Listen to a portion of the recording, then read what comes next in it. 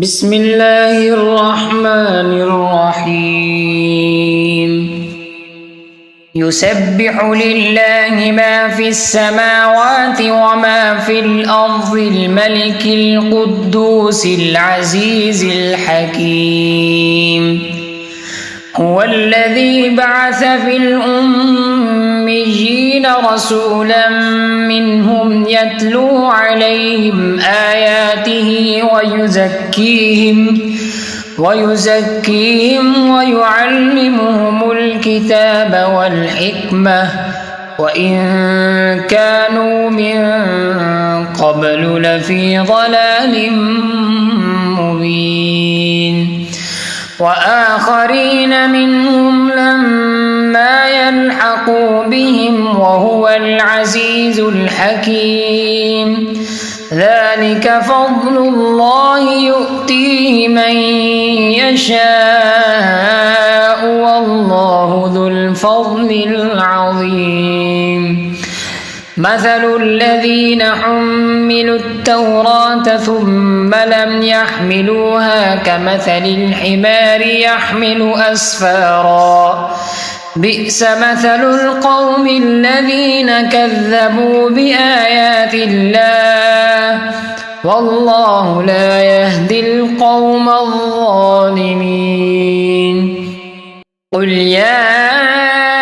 أيها الذين هادوا إن زعمتم أنكم أولياء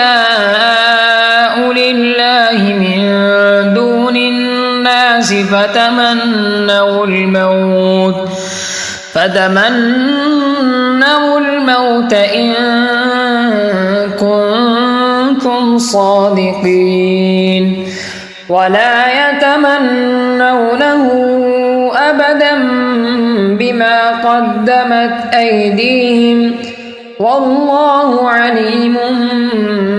بالظالمين قل إن الموت الذي تفرون منه فإنه ملاقيكم ثم تردون إلى عالم الغيب والشهادة فينبئكم بما كنتم تعملون يا أيها الذين آمنوا إذا نودي للصلاة من يوم الجمعة فاسعوا إلى ذكر الله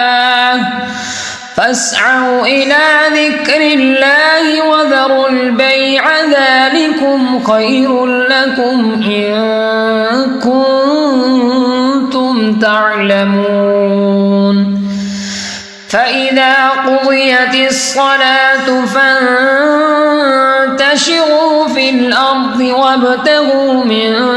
فضل الله واذكروا الله كثيرا لعلكم تفلحون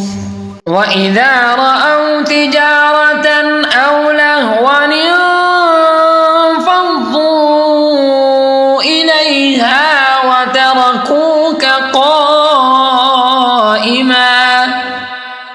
قل ما عند الله خير من اللهو ومن التجارة والله خير الرازقين